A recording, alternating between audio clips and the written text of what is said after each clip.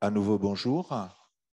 Bonjour à ceux qui nous suivent en distanciel et bonjour aux présents à la salle. On commence cette deuxième session qui a comme titre, deuxième panel, qui a comme titre Vers un urbanisme durable dans le monde arabe. Il met ensemble 4 interventions. Donc, il y en aura 2 en local et 2 en distanciel alternés. Et donc, merci à Myriam et Abderrahim qui sont à distanciel. Et c'est assez intéressant. On commencera par Thibaut Klinger, qui, avec un titre Des villes durables à Oman, une question géopolitique, aborde une question d'un presque conflit qui a permis à cause de la structure vague de la définition d'environnement à Oman. Et donc, c'est sur cet espace de liberté qui se construit une sorte de compétition entre la parole dite et les actes. Ça continue la deuxième intervention de Myriam Ababsa, le pari de la stratégie du climat à Daman, donc zéro émission en 2050.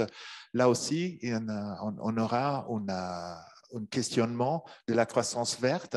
Et ce qui devient intéressant, c'est qu'on essaie de mettre ensemble la croissance et donc avec elle, ce qui a toujours été donc la hausse d'émissions, avec une volonté de les baisser, voire de les réduire à zéro. Donc finalement, on est, comme dans la première intervention, on est dans un moment de conflit et de compétition entre les types de développement imaginés.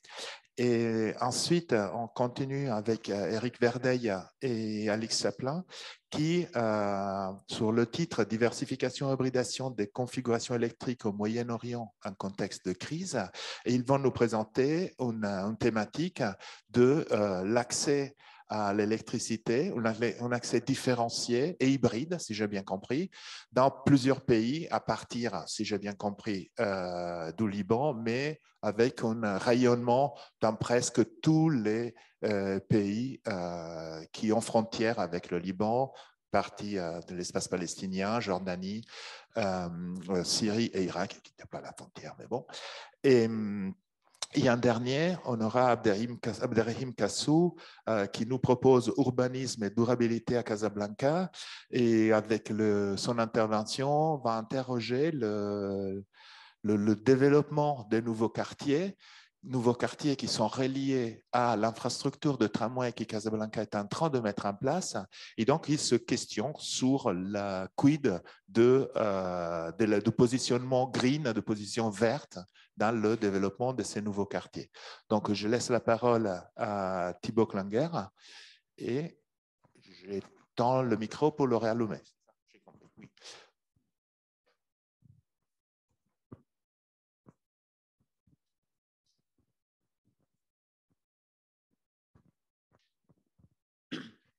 Voilà. Bonjour et donc merci pour cette invitation. Donc j'ai intitulé la présentation des villes durables à Oman, une question géopolitique. Je vais bientôt définir ce qu'on peut entendre d'ici par question géopolitique, peut-être moins conflictuelle que ce qui a été annoncé, mais c'est pas grave, on verra. Voilà. Alors pour faire simple, voilà, la première, non, si on peut avoir la première, voilà, celle-ci. Pour commencer, en accroche, si j'ose dire, selon les critères scolaires ou universitaires, je proposerai 3 paysages urbains d'Oman. Le premier, et après on verra qu'ils sont évidemment pas tous durables, mais quand même pour savoir d'où on part. Le premier qui est le paysage urbain ancien, un habitat groupé, généralement en pisé comme c'est le cas sur la photographie. Ça peut être en pierre quand on est plus sur les flancs ou les hauteurs des massifs montagneux, souvent clos de murailles, qui a cherché à adopter les principes de la ville arabo-musulmane à l'environnement naturel et au contexte historique omanais, contexte marqué par le fait tribal, par l'ibadisme comme mode d'islam, et qui s'est incarné dans le quartier, et le terme le plus souvent employé pour désigner ce type de quartier étant le hara, comme indiqué ici pour un exemple voilà, qui peut se parcourir. C'est un habitat qui a été largement abandonné, quasi totalement abandonné aujourd'hui, qui est en très mauvais état, comme sur cette photographie, et qui commence à être l'objet d'une redécouverte, d'une réappropriation par les Omanais et non plus seulement par les Occidentaux qui visitent le pays. Un deuxième exemple que nous avons, qui lui correspond à l'espace urbain depuis 1970, un espace urbain à l'inverse quasi infini, en tous les cas peu délimité, qui évoque bien sûr la notion d'étalement urbain, fait de villas au ton clair sinon blanc, au milieu chacune étant sur un terrain clos par un mur et qui semble posé sur la terre aride, à peu près comme sur une plaque de Lego ou l'équivalent, et qui a été l'outil d'un développement et de modernisation du pays depuis 1970, et qui aujourd'hui pose un sérieux problème par rapport à l'objectif de développement durable. Et puis, troisième exemple d'espace urbain, ici en image de synthèse, les gated communities, qui sont souvent couplés avec des, pas toujours, mais souvent avec des équipements touristiques, prenant alors la forme de complexes touristiques intégrés, et plus ou moins luxueux selon les versions, dans un urbanisme qui se veut soigné, verdoyant plus ou moins, entouré d'un mur ou d'une clôture, parfois une barrière à l'entrée, et qui correspondent à la fois à des nouvelles orientations politiques depuis les années 1990 et qui se veulent la manifestation d'un nouvel urbanisme durable. Donc, trois images de l'urbain omanais qui interrogent l'articulation urbain-environnement, économie, société. Trois images qui ont une forte charge politique, d'où la proposition d'étudier une géopolitique de l'aménagement du territoire, pour reprendre des termes de Philippe Subrin, avec l'idée que ce développement durable ne se limite pas à des données techniques, comme souvent c'est le cas dans le discours officiel, mais de voir qu'il y a bien un discours idéologique destiné à soutenir la mainmise sur des territoires, sur des richesses, avec concurrence entre des groupes d'intérêts. Et en gros, d'un côté, le pouvoir du souverain, le sultan, l'élite financière et politique qui l'entoure, et le reste de la population. On pourrait raffiner ces groupes d'intérêts si dans l'aspect description, dans l'aspect mise en place de ce développement urbain, avec le souverain, les planificateurs, ceux qui investissent, et les citoyens qui sont globalement peu participatifs, même si on verra qu'il y a eu des efforts récents. Sur cette catégorisation, on peut renvoyer à un article récent de Veronika Cummings et Aurel von Richthofen sur le sujet, qui porte sur Oman et sur Abu Dhabi. Alors, trois idées principales que nous verrons. D'abord, je rappellerai que l'urbanisation a été une manière de moderniser la vie des Omanais, de forger un État moderne soumis au sultan. Ça, c'est pour le développement, on pourrait presque dire non durable. Mais enfin, il faut l'avoir en tête pour voir ce que peut signifier développement durable à Oman.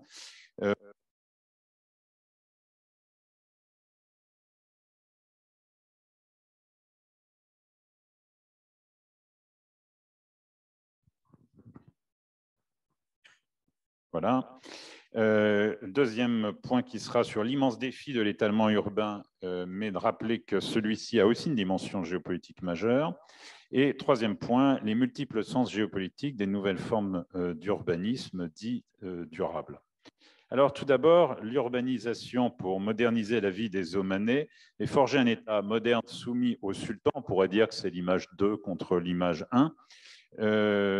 Le développement d'Oman, ça a été une urbanisation massive. On est passé en gros de 30% de la population en 1970 à plus de 80% aujourd'hui. Ça a été voulu Sultan Qaboos. Voilà, et ça s'est fait bien sûr avant que ne commencent vraiment les idées de développement durable.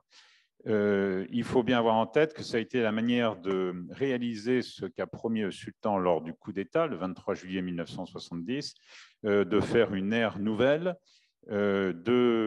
pour Oman et son peuple.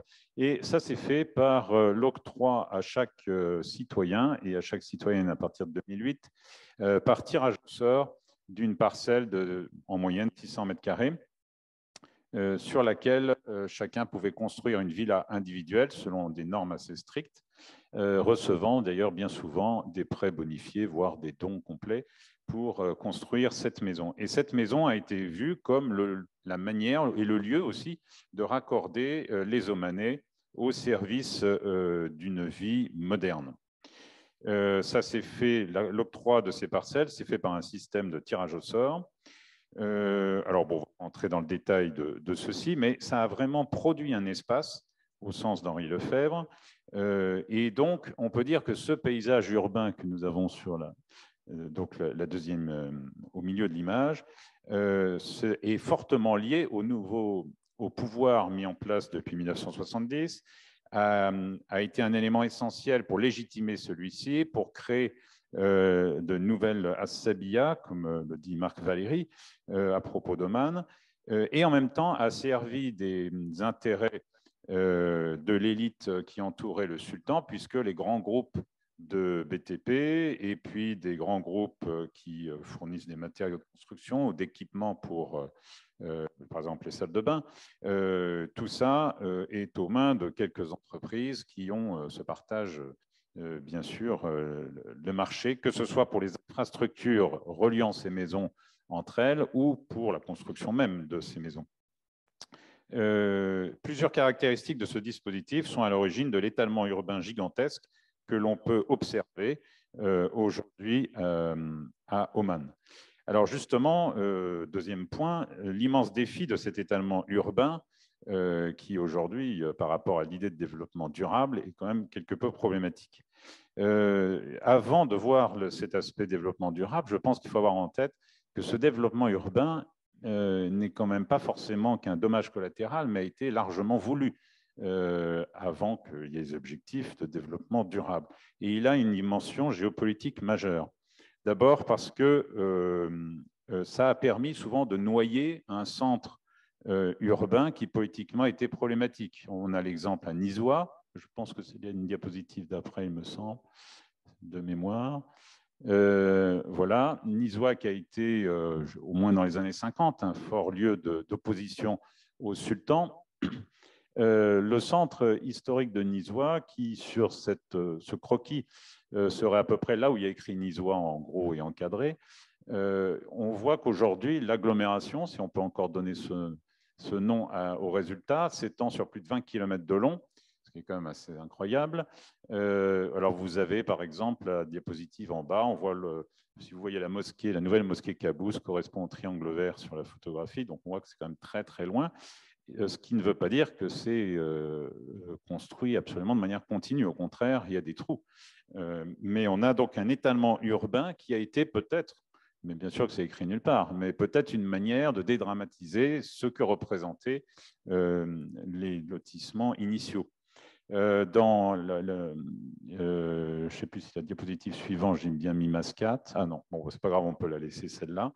L'aire urbaine de Mascate a connu un étalement également absolument prodigieux, multiplié par 9 entre 1970 et 2003, où se trouve aujourd'hui, selon la manière dont on compte, au moins un tiers de la population du pays. C'est aussi une manière de concentrer la population, alors bien sûr là où il y a eu les emplois autour du sultan, dans l'administration, mais aussi en un lieu qui est quand même environné par la montagne, une sorte de mur naturel. Disons que c'était une manière aussi d'avoir la population sous la main, de pouvoir la contrôler, loin de petits centres urbains historiques qui auraient pu incarner quelque chose, une concurrence pour le sultan.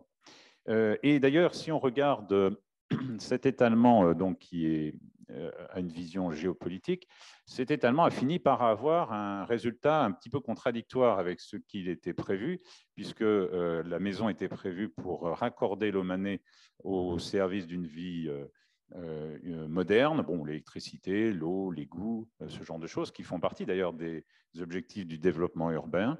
Je me souviens plus le numéro combien c'est pour avoir l'eau potable pour chacun. C'est mis en avant par Oman aujourd'hui. 97% des gens ont accès à l'eau. Oui, mais ils ont accès pour quand même pas loin de la moitié de la population et même dans l'agglomération de Mascate par camion de livraison, comme vous le voyez là. Donc évidemment, question bilan carbone moyen.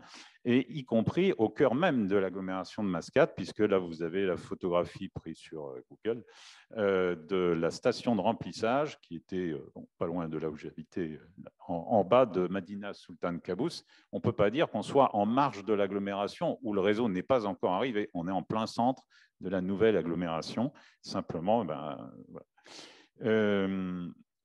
Alors, donc cet étalement urbain, il avait un objectif clairement géopolitique, de contrôle de la population.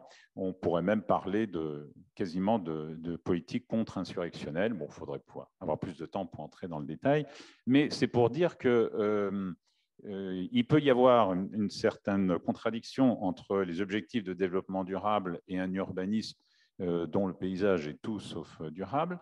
Il y a des tentatives ensuite peut-être d'apporter de nouvelles formes d'urbanisation, mais avoir en tête que voilà, ce résultat non durable par rapport aux critères s'explique pour des raisons politiques et peut-être qu'y toucher a aussi un enjeu politique encore. Alors, pour tenir les temps, il faut peut-être arriver à la troisième idée.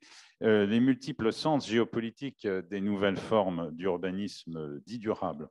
Alors, dans les années 90, comme ailleurs dans les autres pays du Golfe, apparaît la notion de développement durable à Oman, plus précisément associée à une stratégie dite Vision 2020, qui, en même temps, correspond aux efforts de diversification de l'économie pour moins dépendre du pétrole, avec des objectifs pas forcément de développement durable, mais matériel, de limite de la rente pétrolière. On développe aussi donc l'idée de plus de sobriété. Et puis, c'est continué par un document qui prend le relais, la Vision 2040. On peut noter à ce sujet qu'il y a eu un petit effort quand même de concertation de la population qui s'est inspiré de l'exemple de la Malaisie et d'organisation d'ateliers de participation pour que les Omanais, il y a eu pendant 6 semaines à travers plusieurs grandes villes, sous des tentes, des ateliers organisés pour voilà, discuter de comment rendre la ville plus durable. Alors bien sûr, c'est sûrement que sur des aspects techniques, sûrement que c'est orienté, mais enfin il y a quand même un réel aspect et comme on dit que dans le développement durable, il y a quand même tout cet aspect de participation des populations qui n'est pas inné à Oman dans la mesure où on a une monarchie absolue, c'est quand même un élément à noter. Mais c'est vrai que le terme durable bien manque de définition très précise et est utilisé pour un certain nombre de projets urbains. Alors, je ne sais plus si dans la diapo suivante, on doit voir peut-être des choses. Oui, vers la conclusion. Donc, ces projets, alors peut-être encore la diapo suivante, ce sera pour accélérer, si je puis dire. Voilà. Donc, on a une série d'équipements souvent touristiques, mais pas forcément, qui ont la forme de gated communities, qui présentent donc quelque chose de plus encastré dans la nature, quelque chose de plus convivial, quelque chose aussi qui mélange les Omanais et les non-Omanais, alors que le principe que je vous ai dit de la maison individuelle ne concerne bien sûr que les Omanais, donc aboutit à un habitat qui n'est tout sauf mixte. Ici, on a des choses où, dans les slogans, en tous les cas, et dans la mesure où c'est ouvert à l'acquisition des étrangers, propose quelque chose de mélangeant davantage étrangers et omanais. Et puis, peut-être qu'on peut faire l'hypothèse que ces différents projets ne sont pas seulement que pour enrichir l'élite financière, qui évidemment continue d'être celle qui va participer à ces projets de développement durable, mais correspond à une aspiration d'un nouvel urbanisme de la part des Omanais, quelque chose qui retrouve plus l'intimité de la Palmeraie et du Hara d'autrefois. C'est en tous les cas mis en valeur sur plusieurs pages de sites internet où on voit, on n'a pas la baya pour sortir la baya noire, comme c'était le cas dans la Palmeraie avant. On a des choses qui recréent une certaine intimité Alors, quelle est la part de slogan, mais quelle est la part aussi d'attente? Il me semble qu'il y a quelque chose ici d'intéressant qui, sans que ce soit formalisé de manière institutionnelle, répond peut-être aux attentes, au moins des Omanais les plus riches qui pourront accéder à ce genre d'urbanisme, de quelque chose qui soit moins la maison isolée les uns des autres, qui a apporté un certain confort matériel, mais qui peut-être a posé des problèmes au point de vue du lien social. Alors, ce n'est qu'une hypothèse, et quand on regarde parfois les pages Internet actualisées, elles ont l'art d'être réactualisées très rapidement, je trouve, pour ces sites. Eh bien, parfois, on tombe sur la mise en avant d'un confort et de quelque chose de plus neutre qui finalement paraît moins omané. Alors, peut-être que ça vient décevoir cette hypothèse, je ne sais pas, il faudra regarder plus avant. Voilà, alors bon, bah, c'est bref et il faut arrêter. Voilà, l'idée c'était de dire que derrière l'aspect développement durable qui relève du slogan sur papier glacé, comme dans beaucoup de papiers officiels à Oman, il me semble qu'il y a derrière vraiment un enjeu du pouvoir du sultan, de l'élite qui a les marchés, que ce soit autrefois ou aujourd'hui dans tous ces aménagements, qui laisse peu de place à de petites entreprises, et puis qu'il y a quand même la population. Peut-être qu'on pourrait dire qu'il y a une prise en compte de l'intérêt de la population. À chaque fois, ce serait à creuser, mais le temps se tourne. Et voilà. Merci pour votre attention. Je prends, merci à Thibaut. Merci, très, très intéressant. Je vois qu'il y a, on a presque habituel. Moi, je l'ai appelé conflit. Je vois que toi, tu le vois différemment. C'est très bien.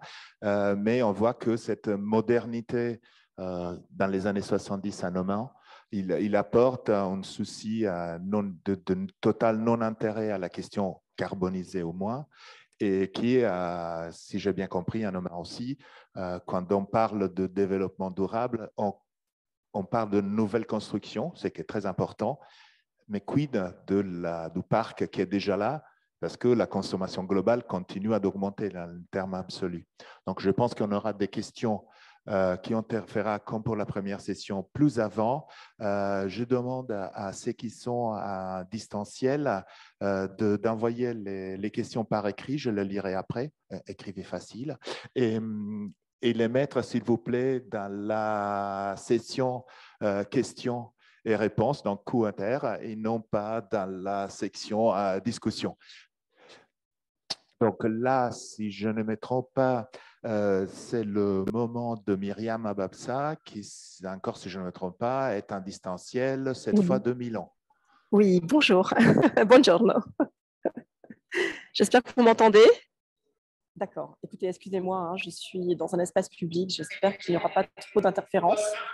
Je vous prie d'ouvrir le PowerPoint parce que j'ai peur que la connexion soit trop faible. Donc, je tente de le faire. Merci.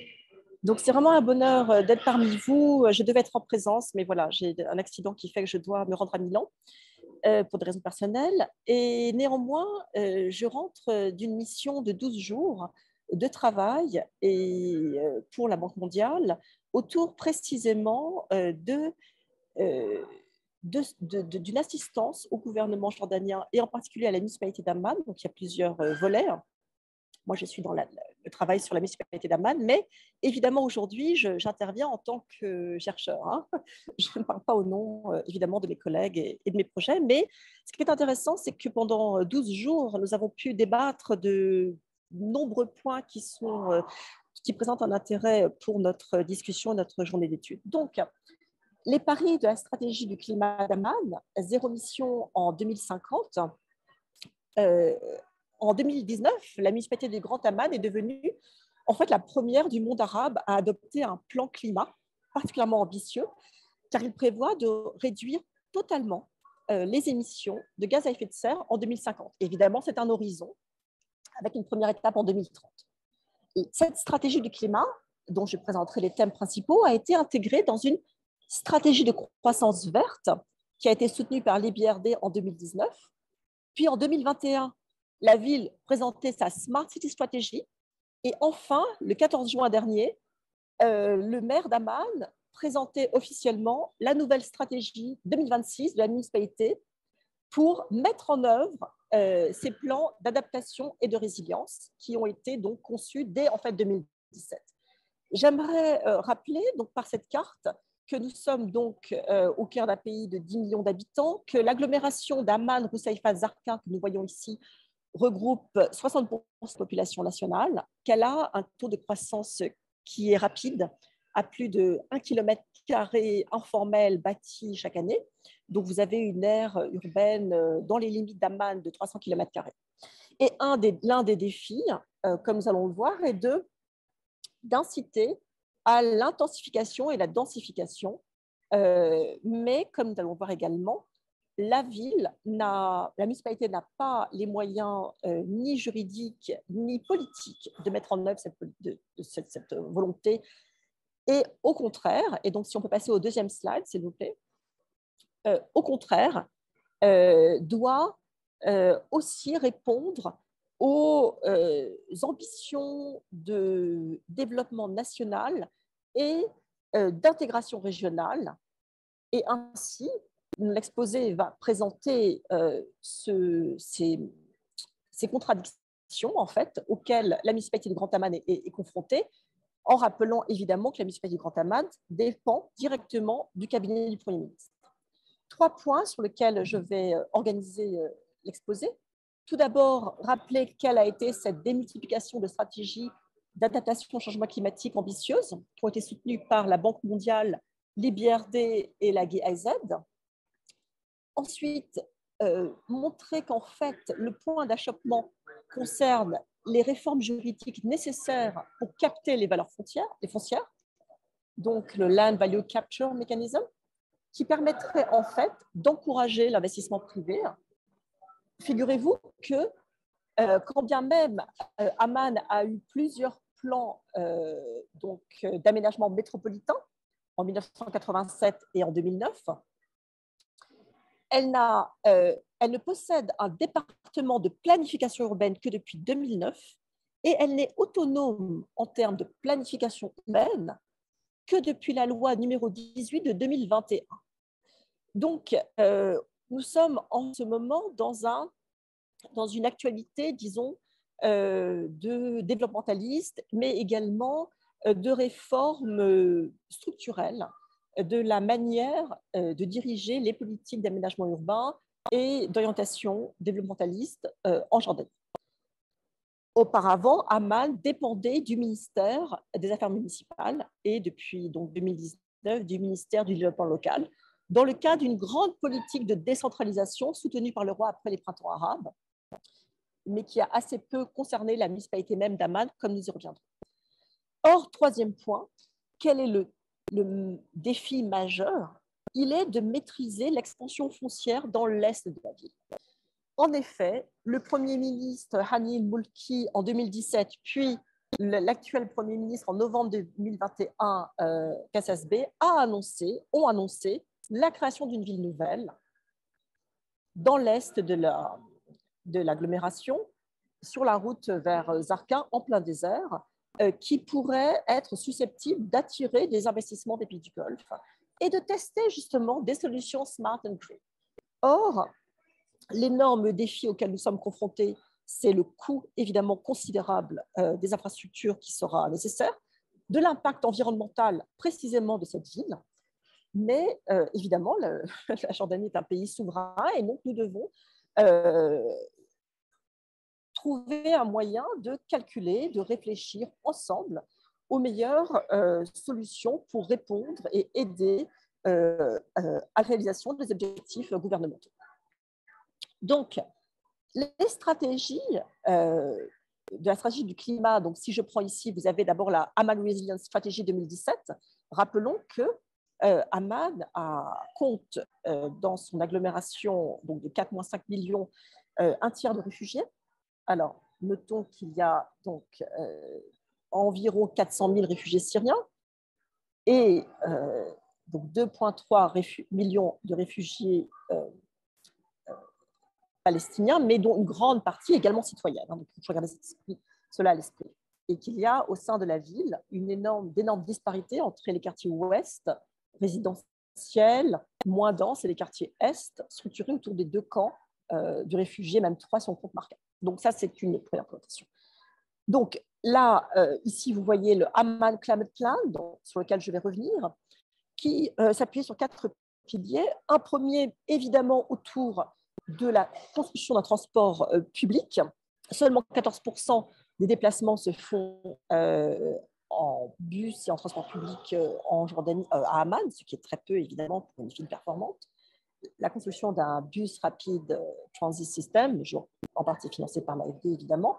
Phase 1 qui a été inaugurée donc, en septembre dernier. La phase 2 qui va justement relier les quartiers Est est en cours de travaux avec une énorme résistance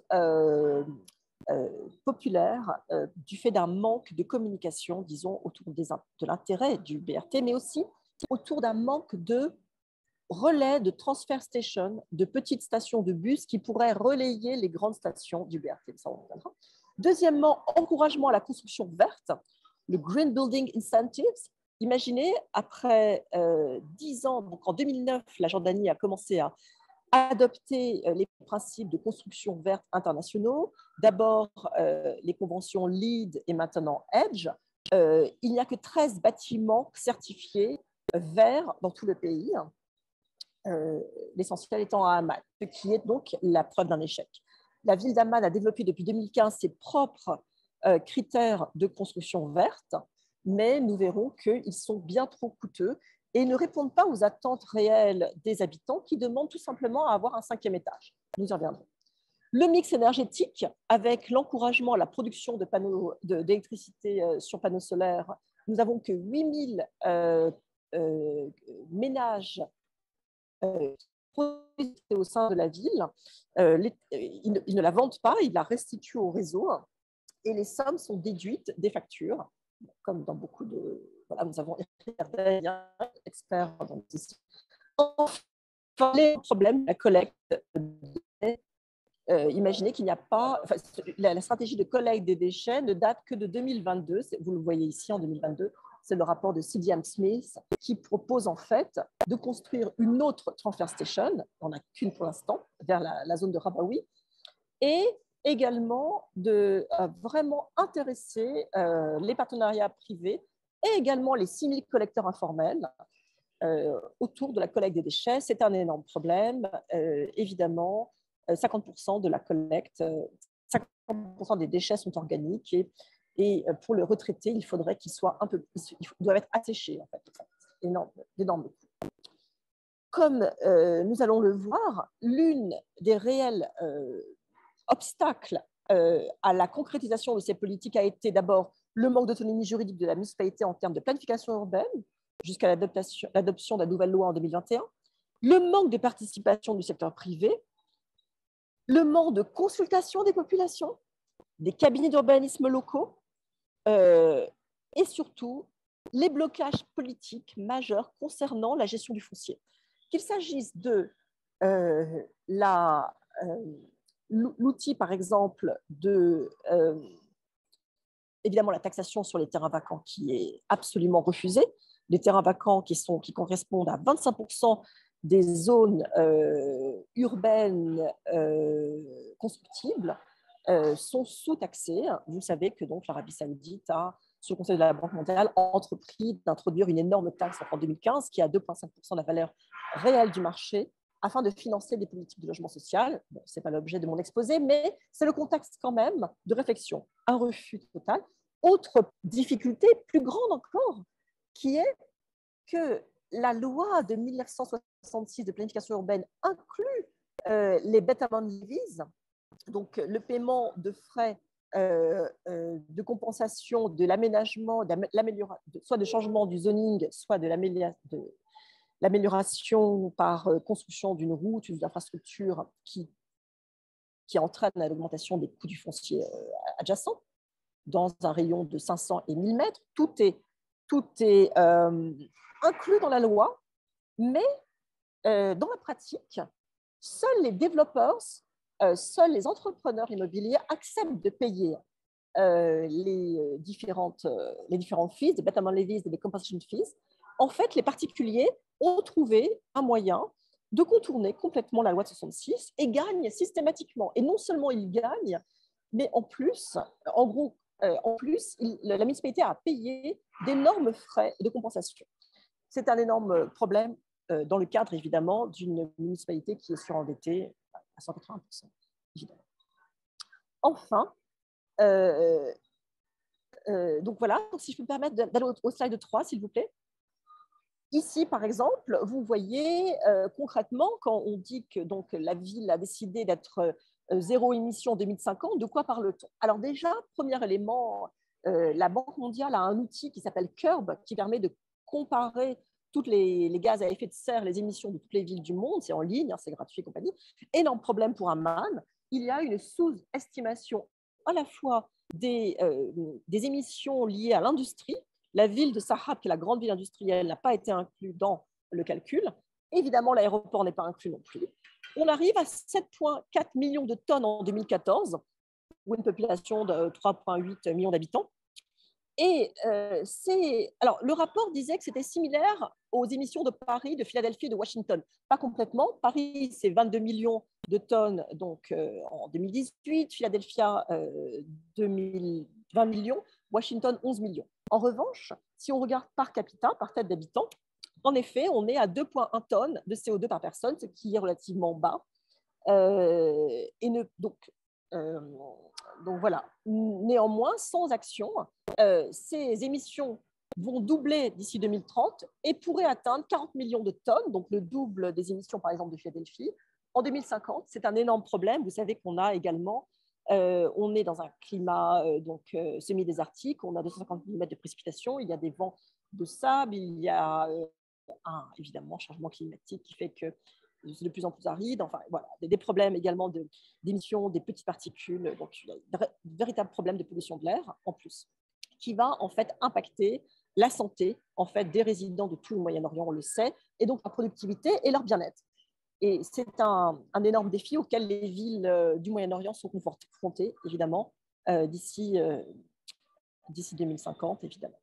Donc ici, bon, assez classique, hein, comme à Paris, nous avons 64% des émissions qui sont liées aux consommations électriques dans les logements et dans les zones commerciales, puis ensuite 31% liés au transport. Et attention, ce transport inclut aussi tous les camions qui font les 32 km qui relient les camions de benne à ordures qui relient la zone de El Rabaoui, de l'Anfield de El Rabaoui, évidemment.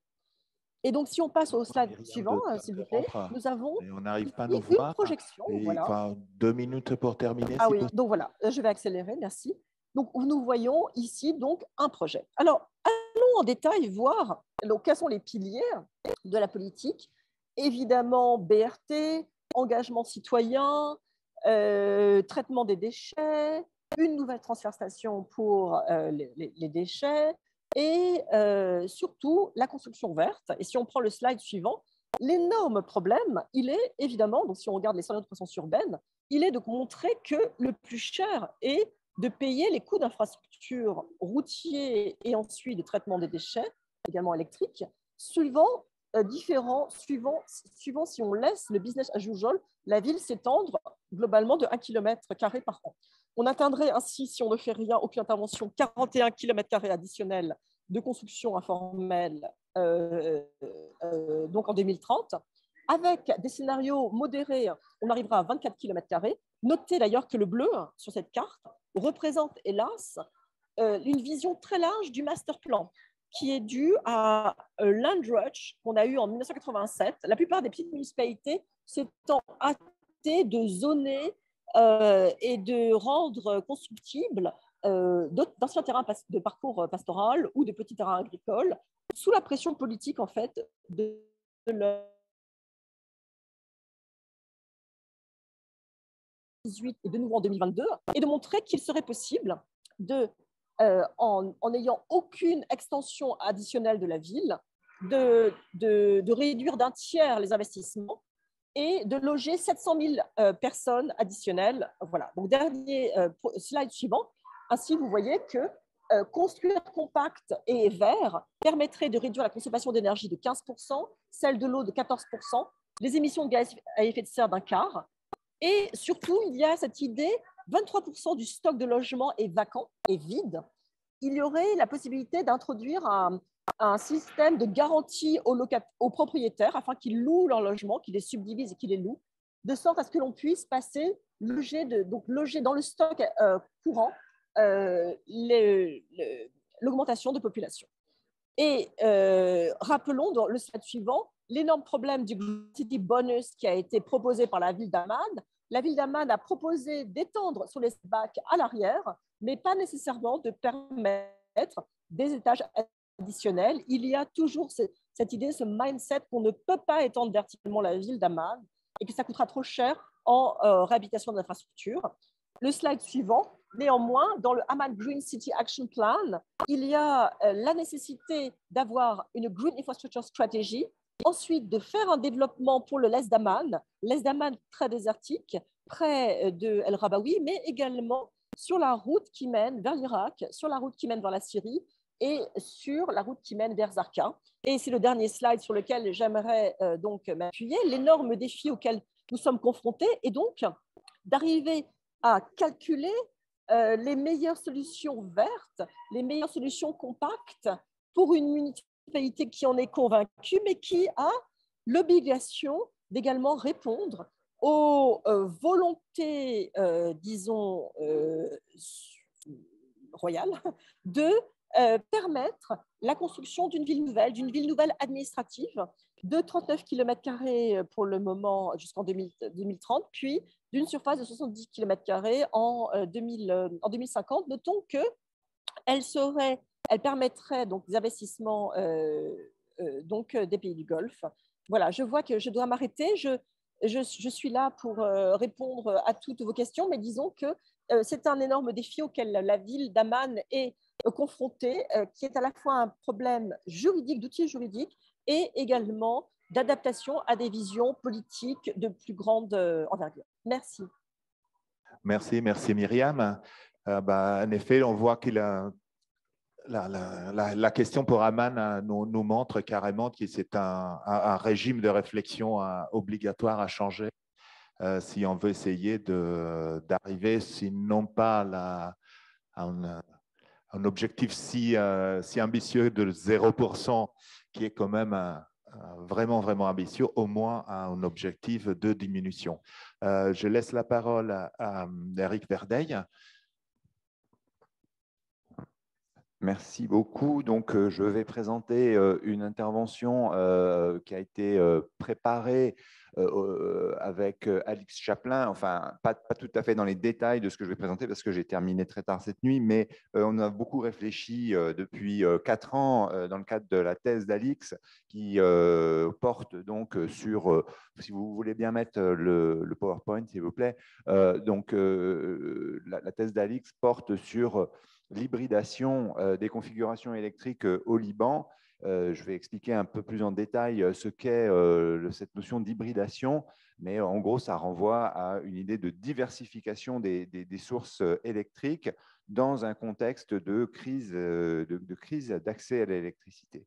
Et donc, dans cette communication, je voudrais reprendre un certain nombre de résultats sur lesquels nous sommes parvenus au Liban, mais aussi dans les autres pays du programme ANR Hybrid-Elec sur lesquels nous travaillons avec des collègues en Inde, en Afrique du Sud et dans plusieurs pays d'Afrique subsaharienne, où nous appliquons cette notion d'hybridation électrique.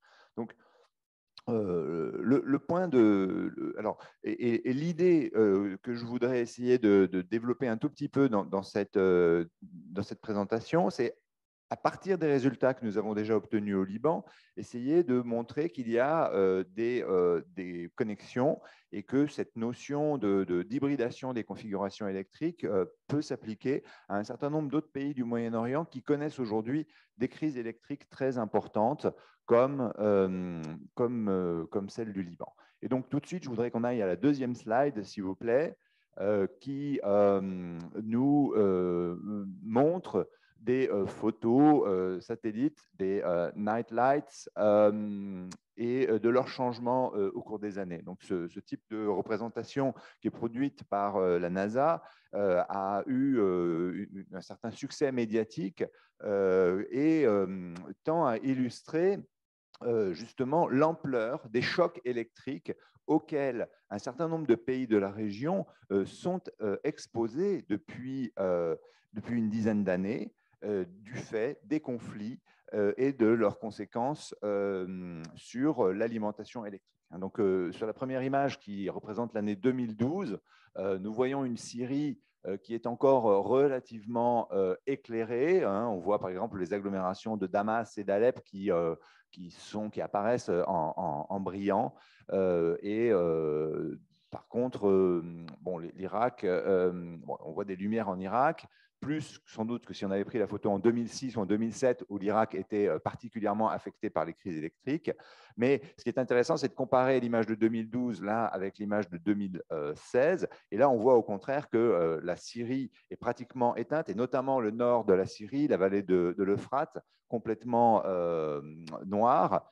Au contraire, en Irak, on a la région de Bagdad qui semble un peu plus éclairée, mais par contre, Mossoul a perdu de son éclairage, et c'est évidemment lié à la guerre menée par l'État islamique dans la région. Donc, ce qui m'intéresse à travers cette image, ces deux images, et évidemment, on peut ensuite discuter des critères techniques de leur production, etc. Ce qui est intéressant, c'est surtout d'illustrer l'importance de ces crises électriques et qui affectent non seulement ces deux pays qui sont centrés sur l'image, mais on le sait, le Liban particulièrement depuis un an, qui est tombé dans un véritable effondrement électrique. Et c'est une situation qui reproduit ce que le Liban avait connu dans les années 75-90, pas pour tout à fait les mêmes raisons. On a le Yémen, qui est effectivement terriblement affecté aussi par la guerre et donc aussi la perte d'accès à l'électricité. Et on a, par exemple, Gaza, qui subit régulièrement des attaques israéliennes qui se traduisent aussi par des effondrements électriques très impressionnants. Donc, c'est le point de départ sur lequel je voudrais insister. Et à partir de la slide suivante, je voudrais réfléchir sur les raisons de ces troubles et de ces crises électriques. Donc, il y a un premier élément, je dirais, qui doit se penser en dehors du contexte de la guerre, qui est celui de ce que j'appelle de crise de croissance. C'est-à-dire que nous sommes dans un contexte au Moyen-Orient avec une très forte augmentation de la population et de la consommation, qu'on peut illustrer sur la slide suivante. Donc là, vous avez, c'est des données très générales de l'Agence internationale de l'énergie, mais on voit l'importance de l'augmentation de la consommation résidentielle des ménages. On voit aussi la montée et le fait que la consommation de type commercial liée aux activités tertiaires, etc., prend le pas aussi sur les activités industrielles. C'est-à-dire qu'on a de nouvelles pratiques de consommation d'électricité qui se développent au Moyen-Orient. Ça concerne évidemment d'abord les pays riches, les pays du Golfe, l'Arabie saoudite, etc., mais aussi ça concerne nos pays du Moyen-Orient dont je parle, qui, malgré les troubles politiques auxquels ils sont exposés, leur population aspire et de fait de plus en plus. Alors, face à ça, il y a des investissements électriques. C'est la diapositive suivante. On voit une augmentation importante de la production électrique avec des évolutions dans le mix énergétique et en particulier la mobilisation de plus en plus importante d'unités fondées sur le gaz naturel et puis des frémissements pour aller vers de nouvelles énergies qu'on voit, en fait là, on ne le voit pas vraiment sur cette diapositive parce que ce n'est pas assez gros, mais on a des investissements nucléaires qui viennent de commencer dans les Émirats arabes unis. Il y a d'autres pays de la région qui y réfléchissent. On a aussi de plus en plus d'investissements dans le domaine du solaire, mais ces investissements, en fait, peinent véritablement à suivre le rythme de développement et particulièrement dans les États qui sont les plus affectés par ces difficultés politiques. Donc, maintenant, j'aimerais justement qu'on vienne à la diapositive suivante pour insister aussi sur ce contexte de guerre, guerre interne, guerre liée à des invasions externes, parfois des combinaisons des deux, comme en Irak, hein, avec la séquence de l'invasion américaine et le mouvement du surge qui s'est traduit par de multiples conflits internes. Des guerres coloniales, notamment d'Israël face à Gaza, mais aussi des guerres liées aux conflits régionaux avec le Hezbollah en 2006, les conflits en Syrie depuis 2012, les conséquences aussi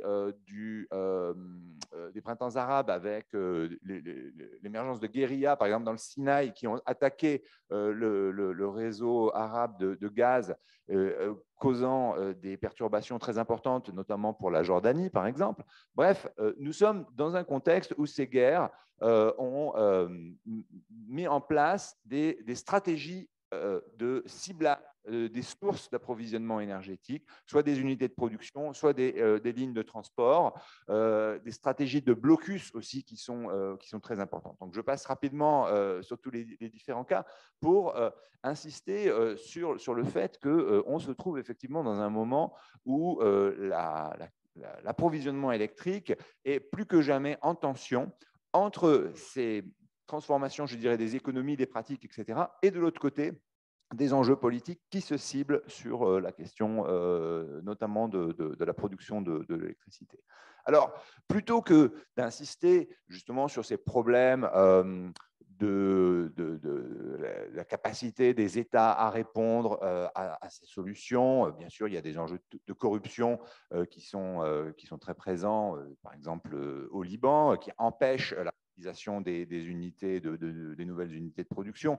C'est des choses qu'on pourrait dire à propos d'autres pays, mais plutôt que de se limiter simplement à déplorer en quelque sorte les impacts de l'action publique centralisée, l'idée du programme HybrideElec, c'est justement aussi de se demander quelles sont les alternatives qui sont produites à différents niveaux intermédiaires de la société par des mobilisations collectives, qu'elles soient d'ordre citoyen, mais aussi d'ordre de sécurisation énergétique par les acteurs économiques, par les individus. Hein, donc, ce n'est pas simplement de la revendication citoyenne, mais vraiment des stratégies de survie aussi qui sont mises en place et comment ces stratégies compensatoires transforment en fait les sociétés. Donc, à la page suivante, je propose, basé sur les travaux de mes collègues justement de l'ANR HybrideElec, des schémas qui permettent de penser ce travail de transformation des circuits électriques.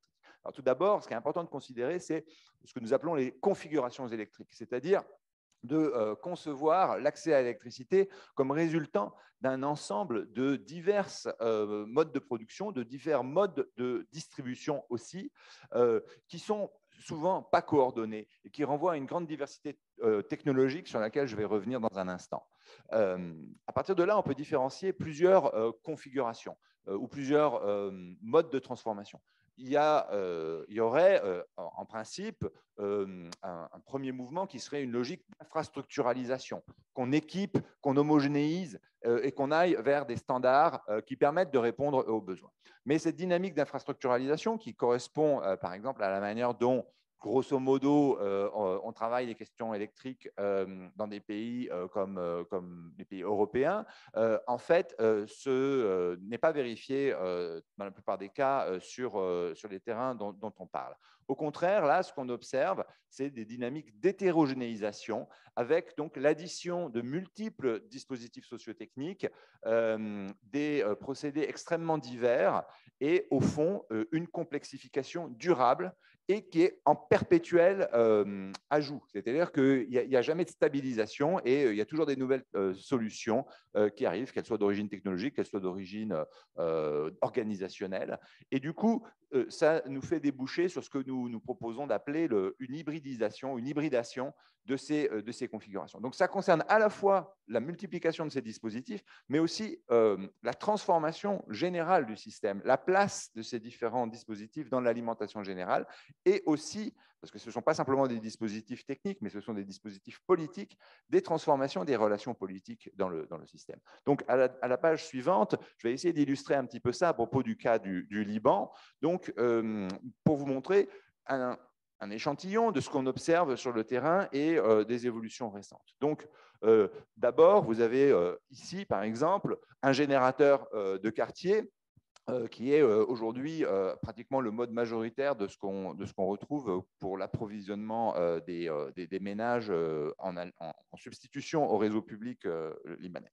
Mais il existe aussi des formes d'approvisionnement collectives, mais plutôt privatisé à l'échelle, par exemple, d'un immeuble. Donc ça, c'est un générateur encastré dans un immeuble. Donc, ce n'est pas tout à fait le même mode de fonctionnement. Ce n'est notamment pas dans une logique commerciale.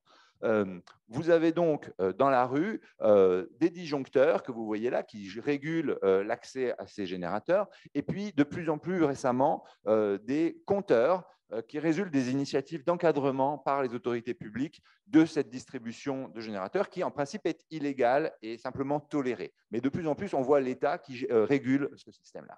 Alors, à côté de ça, et depuis quelques années, on voit émerger des dispositifs de production décentralisés, mais basés sur des énergies renouvelables, telles que l'énergie solaire. Ici, c'est une école, par exemple, à Beyrouth, et qui vient en complément d'autres initiatives et d'autres modes de gestion des infrastructures à l'échelle individuelle. Par exemple, ici, vous voyez des systèmes de chauffe-eau solaire sur ce toit. Alors, ce qui est intéressant d'observer, c'est que ces dispositifs solaires qui se développent rapidement prennent aujourd'hui de nouvelles configurations. On n'est plus simplement dans de l'autoproduction, comme ici dans le cadre de cette école, mais de plus en plus dans des logiques de distribution à une échelle locale. Par exemple, ici, c'est un abattillet, c'est le toit d'un marché géré par la ville, et ça fait partie justement d'une nouvelle offre que la municipalité est en train de mettre en place. Dans le cas au-dessus, l'armoire, hein, donc ces deux photos-là en particulier ont été prises par, de même que celle-là d'ailleurs, par Alix, dans le cadre de ces terrains sur lesquels vous pourrez davantage l'interroger dans la discussion. Là, on a au contraire un système capitaliste privé qui est en train de s'implanter dans un petit village visant à mobiliser des technologies très pointues, y compris en termes de batterie, de systèmes de comptage, etc., pour offrir une alternative complète au réseau public d'électricité. Dans certains cas, ces initiatives de développement local se font avec l'aide de bailleurs de fonds, comme vous le voyez sur cette image dans un autre village que Alix a enquêté. Et tout cela traduit à la fois une diversité technique, mais on le pressent, une diversité politique de ces initiatives sur lesquelles on pourra revenir un petit peu. Enfin, dernier élément, Alix a aussi pris le mois dernier cette photo d'un petit générateur dans une rue de Beyrouth qui traduit en quelque sorte une régression, un retour en arrière. C'est-à-dire que dans le contexte de la crise actuelle où la génération privée basée sur ces systèmes collectifs peine à continuer à rendre les services parce que l'énergie est devenue beaucoup plus chère et donc beaucoup de citoyens ne peuvent plus en fait s'approvisionner avec ces systèmes-là. On repart en quelque sorte, ou on retombe vers des systèmes très individuels comme il existait à la fin de la guerre civile. Donc là aussi, ça illustre la très grande rapidité de changement de ces pratiques et à chaque fois la diversité des périmètres en question. Donc dans l'image suivante, j'essaie de réfléchir un petit peu sur la diversité des systèmes qui existent, donc, notamment de ces systèmes locaux.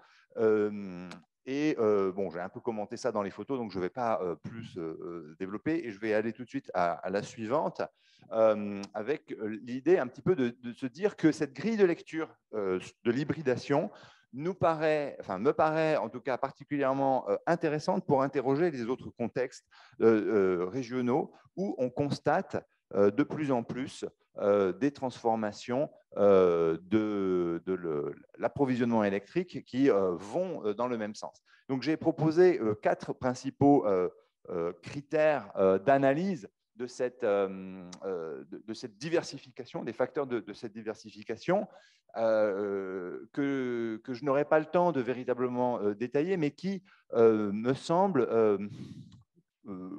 pouvoir éclairer justement les différentes configurations dont j'ai parlé. L'Irak, la Syrie, le Yémen, et Gaza en particulier. Donc, je passe sur les détails et je vais juste arriver à la diapositive finale qui est ma conclusion pour m'interroger finalement sur le lien entre ces hybridations des systèmes électriques et la notion de transition énergétique. Alors, la notion de transition énergétique, elle renvoie à tout un discours qui est développé dans le cadre des institutions internationales d'une planification ou d'un pilotage vers un mix énergétique bas carbone, mais aussi plus accessible en termes de prix aux citoyens, caractérisé par une efficacité énergétique et notamment le passage à une électrification qui pourrait, par exemple, assurer une transition vers des automobiles électriques. Et puis, chez certains, mais c'est un discours qui n'est pas toujours complètement raccord en réalité, il y a aussi des enjeux de sobriété. Alors, si on essaye d'appliquer cela par rapport au cadre d'analyse de l'hybridation, en fait, ce que nous pouvons observer, c'est que, en réalité, sur les terrains que nous avons observés, nous avons une très faible capacité de pilotage des autorités politiques nationales d'abord, mais aussi des autorités politiques locales qui peinent à s'imposer face à des dynamiques qui sont essentiellement informelles, qui sont dominées par des percées technologiques qui sont appropriées par les habitants ou les consommateurs et qui visent surtout des logiques de sécurisation énergétique à l'échelle individuelle. Nous avons bien sûr une montée des renouvelables, c'est vrai, c'est incontestable. Myriam faisait aussi allusion à ce qui se passe en Jordanie, c'est très frappant dans le paysage. Mais en fait, dans les terrains que nous avons enquêtés, nous constatons que ça va de pair avec un recours toujours très présent et en fait toujours majoritaire envers les énergies fossiles, et notamment le diesel pour les générateurs, qui n'est pas prêt de disparaître, même s'il est cher et s'il est coûteux. Donc, ça interroge évidemment cette transition énergétique dans son aspect, disons, de soutenabilité et d'énergie propre. Par ailleurs, ces systèmes, au contraire de l'ambition de justice sociale, se caractérise par des inégalités sociales très importantes dans l'accès à ces nouvelles technologies et aussi dans la perte des mécanismes de solidarité qui existaient à l'échelle des réseaux publics, à travers, par exemple, les péréquations tarifaires entre les petits consommateurs et les gros consommateurs. Lorsqu'on passe dans des systèmes individualisés, cette dimension de solidarité est complètement escamotée et c'est un problème sur lequel il y a très peu de réflexion aujourd'hui. Enfin, on remarque également un effet rebond très important sur les consommations des plus aisés grâce à ces nouvelles formes d'énergie. Donc, on n'est pas du tout dans un système d'efficacité ou de sobriété énergétique. Et il faut aussi le mentionner, il y a des pollutions environnementales. Alors, c'est très net avec le générateur et cette fumée et le bruit que cela produit à Beyrouth, par exemple. Mais les systèmes basés sur les énergies renouvelables, le solaire par exemple, ne sont pas forcément si vertueux. Par exemple, il est très difficile de les recycler.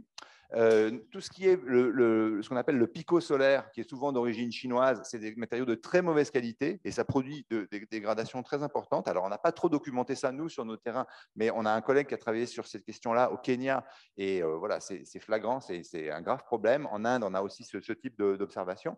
Donc, cette notion d'hybridation nous paraît intéressante pour capturer, pour comprendre les dynamiques nouvelles qui se produisent aujourd'hui sur ces terrains face aux crises électriques, mais évidemment, elles sont loin de pouvoir s'analyser comme étant une forme, en quelque sorte, de transposition vertueuse d'une transition énergétique qui, en fait, se fait bien désirer.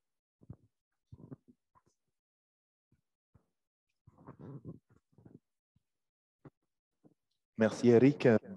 Désolé pour avoir coupé comme les autres, mais malheureusement, on est comme ça.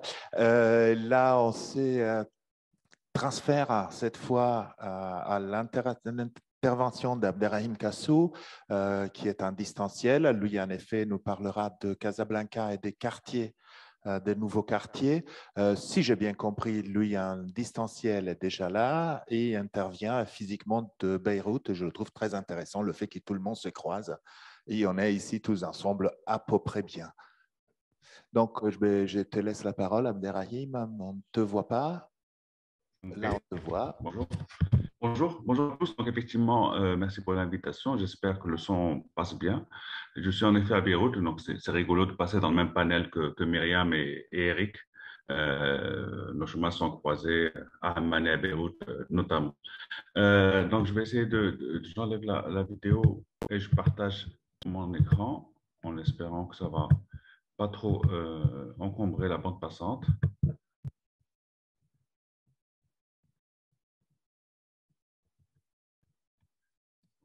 Donc, je vais essayer, à partir de quelques exemples, d'illustrer un peu cette question d'urbanisme durable à Casablanca. Je ne suis pas, contrairement aux collègues et amis qui sont passés, je ne suis pas un chercheur sur le sujet au sens académique du terme. C'est, disons, quelque chose sur lequel je m'intéresse à l'observation de la ville en tant que praticien, en tant qu'architecte exerçant dans la ville de Casablanca depuis plus de 20 ans maintenant. Donc, c'est un peu des réflexions brutes qui mériteraient d'être un peu approfondie. Donc, c'est un peu un regard sur Casablanca, cette grosse métropole du Sud, et les questions qui sont posées en termes de gestion urbaine, en termes de gouvernance locale, en termes de patrimoine, d'aménagement, etc.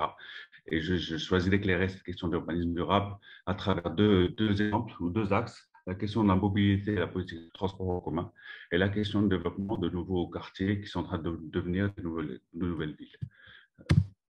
Donc, juste pour avoir une idée de l'échelle de quoi on parle, donc le plan haut à gauche est très connu, c'est le fameux plan Post de 1917 qui montre un peu cette ville avec les points noirs qui sont la partie construite à l'époque et avec ce réseau viaire le réseau viaire qui vient un peu organiser la ville et la structure. Et à droite, le plan, un extrait du chemin directeur actuel de Casablanca qui projette la ville en 2030 et le petit cercle bleu, c'est un peu l'échelle du plan PROS. Donc on voit qu'on est vraiment dans complètement une autre échelle. Nous sommes dans une ville de 4 millions d'habitants et nous sommes dans une ville qui fait en gros 55 km le long de la côte par 35 km. Donc nous sommes sur des échelles très très importantes en termes de territoire.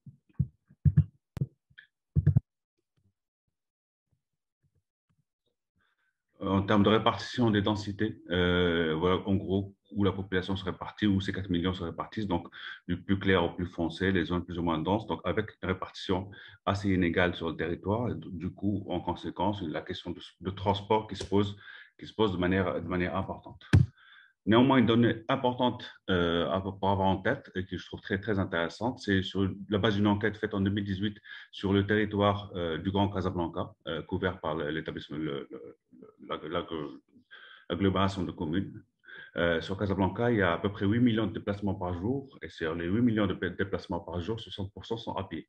Donc, ça remet un peu en question. Et donc, 60% des déplacements quotidiens sont des déplacements pour aller à l'école, pour aller faire des courses, pour aller se promener ou pour aller, au boulot qui est à une distance accessible. Donc, la question de l'urbanisme durable passe également par faciliter la vie à ces 60% des voyageurs quotidiens par l'amélioration du trottoir, de l'accessibilité, de la propreté, etc. Et c'est pas forcément des questions de gros sujets. Quand on ramène ces questions de déplacement quotidien au déplacement motorisé, c'est un peu ce que vous avez en bas, c'est 34% de ces déplacements se font en transport en commun. Et 25, quasiment 60 se font en voiture, soit des voitures particulières ou des taxis. Donc, ça montre quand même la place de la voiture, soit voiture individuelle ou taxi dans le transport de cette ville. Et donc, quand on raisonne sur le transport en commun uniquement, donc sur 1,5 million de voyages quotidiens de cette ville en transport en commun, on voit bien que quasi la moitié, donc 700 000, sont occupés par les taxis, en particulier les grands taxis, qui sont des grands taxis blancs, pour ceux qui connaissent la ville. Ils les voient sillonner le territoire et construire et conduire de manière un peu approximative. Et donc, on sent l'enjeu qui est posé par cette ville pour cette ville en termes de gestion, cette question de mobilité. Ville qui a fait le choix de répondre par un réseau de transport multimodal, un réseau de transport en site propre, en particulier en tramway et en bus à haut niveau de service, pour satisfaire un horizon de 2030, 2 millions et demi de déplacements quotidiens. Donc voilà, en gros, le réseau en cours de construction dans la ville. Les travaux sont en cours. La ligne marron et la ligne mauve sont en cours de fonctionnement. La ligne rouge et la ligne verte sont en cours de travaux. C'est du tramway. Les lignes roses et oranges sont les lignes BHN, sont en cours de travaux également. Pour avoir à peu près en 2023 une centaine de kilomètres de réseau de transport en site propre. Cette question de ce choix est un choix également, vu l'enjeu, vu la capacité de ce réseau-là. Donc, on voit un peu que ça couvre également les zones de plus en plus denses. Les lignes de tramway actuellement en cours de fonctionnement couvrent une quarantaine de kilomètres. Donc, voilà, grosso modo, sur l'objectif tel qu'il est posé en termes de transport en site propre pour viser un transport de 400 000 personnes à peu près en 2025. Vous voyez que c'est un chiffre qui est ambitieux, qui est important, mais c'est un chiffre qui est vraiment loin des besoins. Le choix fort a été fait de répondre ou proposer un transport en tramway qui n'est pas forcément adapté pour des villes de cette taille-là. Les villes qui ont du tramway en Europe sont plutôt des villes petites à moyennes et les grosses villes passent en métro. La difficulté ici, c'est des difficultés techniques et des difficultés de coût. Pour faire une ligne, 1 km avec le même budget, pour faire 1 km de métro, on fait 4 ou 5 km de tramway. Donc, avec le même budget, c'est un vrai sujet quand on parle de gros investissements dans les pays du Sud. Le choix, qui n'est pas uniquement la seule raison, mais un choix créateur important, c'est que les 100 km de réseau, ça aurait été en métro, on aurait fait une vingtaine de kilomètres avec le même budget. Mais par contre, le tramway qui est en cours est également une vraie occasion de reprendre la ville, de traiter des aménagements qualitatifs, de reprendre l'espace urbain. Je prends quelques exemples de travaux qui sont en cours. La place de la Victoire, pour ceux qui connaissent Casablanca, qui n'a de place que le nom, qui est ce gros carrefour où il y a plusieurs voies importantes, où vraiment si on traverse la place et on arrive vivant de l'autre côté, on est chanceux, est reprise dans le cadre du projet de tramway. Vous voyez le projet en bas, où il y a 2 stations de tramway avec toute la place qui est colorée là, occupée par le piéton, après aménagement, donc plus de plantations, plus de place piéton, une circulation un peu plus apaisée et voilà, un cheminement piéton un peu plus sécuritaire. Donc, le projet de mobilité, en tout cas le tramway, il faut également le voir dans ce sens-là, une espèce de remise en état de la ville, l'aménagement urbain de façade à façade sur l'ensemble des axes empruntés par le tramway. Autre exemple de travaux en cours, vous voyez, c'est la route de Mediouna ou le boulevard Mohamed VI, pour ceux qui connaissent Casablanca, qui est la photo actuelle. Pas tout à fait parce que les travaux sont en cours, mais la photo d'il y a quelques années, 2-3 ans, en bas à gauche, où on a cette gestion un peu approximative de la limite entre le piéton et la voiture. Et le projet tel qu'il est réalisé avec l'ajout de structuration de l'espace urbain, notamment par le rajout d'alignement d'arbres le long du parcours qui permet un peu d'avoir une hiérarchie entre l'axe tramway, les axes de voie un peu libres, une rangée d'arbres, une contre-allée pour un peu gérer les stationnements, les livraisons, les piétons, etc. et les trottoirs. C'est également l'occasion, dans le cadre du projet de tramway, de réaliser un vrai ajout en termes d'espace vert. Il y a plus de, je n'ai plus tout à fait le chiffre en tête, mais de mémoire, c'est à peu près 10 000 arbres qui sont plantés le long des 26 km des lignes en cours. Et donc, c'est également un gros travail qui est fait. Donc, la question de la mobilité, c'est évidemment la question de l'amélioration du transport, c'est également la question d'une circulation plus apaisée. C'est également ce que j'ai oublié de dire, actuellement, sur les 200 000 voyageurs jour, plus de 50% sont des femmes. Donc, c'est quand même un élément très, très important, un apport très, très important du tramway dans le schéma de mobilité et donc dans le nouveau rapport à la ville. Et c'est également l'amélioration des espaces. Ces projets un peu en cours, je parlais du tramway, il y a également énormément d'autres projets en cours à Casablanca. J'ai reçu un collègue dernièrement et quand on évoque les projets, on a toujours tendance un peu à regarder, les interroger sur leur complexité, en tout cas leur échelle, est-ce que c'est le budget qui sont engloutis, etc. En tout cas, les critiquer de manière générale. Et ce collègue me disait, voilà, arrête de râler, quand on compare Casablanca, pour ceux qui ne sont pas venus depuis 10 ans, ce qui a été fait ces 10 dernières années est juste extraordinaire. Après, les projets sont faits, c'est déjà ça, après on peut les discuter. Pourquoi tel projet par rapport à tel autre, mais c'est indéniablement un vrai. Est-ce que tout ça rentre tout ça ne porte pas forcément l'appellation urbanisme durable, mais malgré tout, c'est des projets où il y a beaucoup de verre, Il y a beaucoup évidemment, l'urbanisme durable ne peut pas être résumé à mettre des arbres, mais malgré tout, dans une ville où il y avait une proportion d'espace vert par habitant qui est très faible, rien que le fait de l'augmenter un petit peu par poche comme ça, qui peuvent être des poches très importantes, permet également d'avoir un nouveau rapport à l'espace public. Autre exemple, un peu pour s'éloigner un peu du centre-ville, je vais illustrer cette question de nouveau centre par 3 exemples. La question de ce nouveau quartier qui se développe est quelque chose de relativement nouveau, on va dire, petite dizaine d'années. Au Maroc, et en particulier à Casablanca, il n'y a jamais vraiment eu de gated communities comme il peut y avoir dans d'autres pays. Il y avait évidemment des quartiers riches, des quartiers pauvres, des quartiers moyens, mais ces ensembles de villes-là, avec un mur de clôture et un gardien un peu loin de la ville, sont quelque chose, c'est un phénomène relativement récent, c'est en gros une petite dizaine d'années. Et on peut l'illustrer par trois types de cas. Dabaza, pour ceux qui connaissent Casablanca, c'est un peu la zone de balnéaire, à une vingtaine de kilomètres au sud de la ville, au sud-ouest de la ville. C'est une zone où on allait pour le surf, on allait pour la plage, il y avait beaucoup de monde l'été et quasiment personne l'hiver. C'est une zone qui est en train de se transformer en zone de résidence principale. En gros, vu les prix du foncier à Casablanca et de l'immobilier à Casablanca, en gros, pour 300 000 euros, on peut avoir une villa avec une petite piscine, etc., un jardin.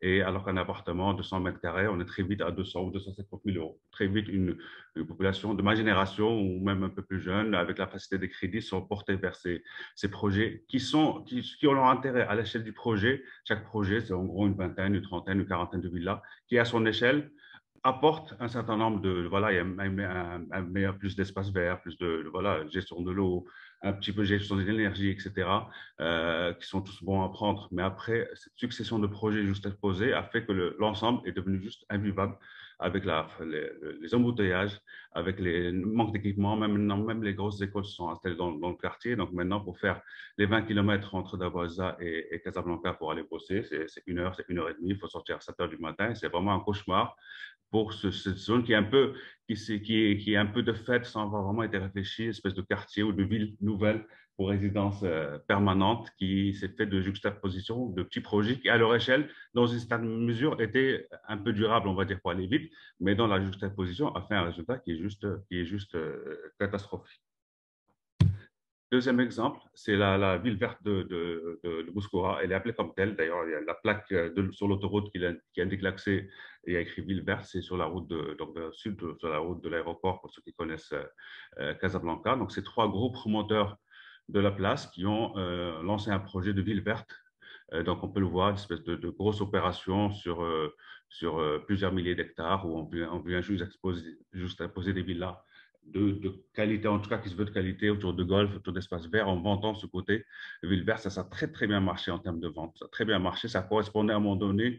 Il y avait une dimension marketing très, très bien faite et les ventes étaient sur des systèmes de vente privés pour avoir donné l'impression que c'était de l'exclusif qu'on achetait. Et donc, avec beaucoup de gens qui sont installés dans cette zone-là.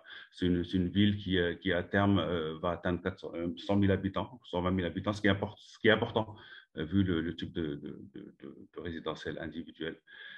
Par contre, c'est beaucoup de problèmes actuellement de ce marketing vert qui n'a pas forcément tenu ses promesses en termes d'assainissement, en termes de gestion des déchets, en termes de mixité, etc. Et donc, finalement, c'est un projet qui continue à jouer sur cette dimension marketing de l'urbanisme vert ou de projet vert, mais qui, dans la réalité, peine à tenir ses promesses. Et on a, par contre, ce qui est intéressant, un phénomène intéressant à observer, ce qui est relativement rare, c'est l'organisation des habitants en association, en structure, en syndicat, pour réagir sur ça, pour dire, voilà, les gars, vous nous avez vendu ça, il n'y a pas ça, il n'y a pas ça, etc. Donc, une espèce de remobilisation des habitants pour réclamer à ces gros promoteurs des choses sur lesquelles ils ont signé, mais qu'ils n'ont pas forcément trouvé dans la réalité. C'est quelque chose qui serait intéressant à se prouver. C'est des projets qui sont relativement récents. C'est un nouveau mode de vie, nouveau mode de fonctionnement et donc de nouvelles pratiques urbaines qui se créent par rapport à ça.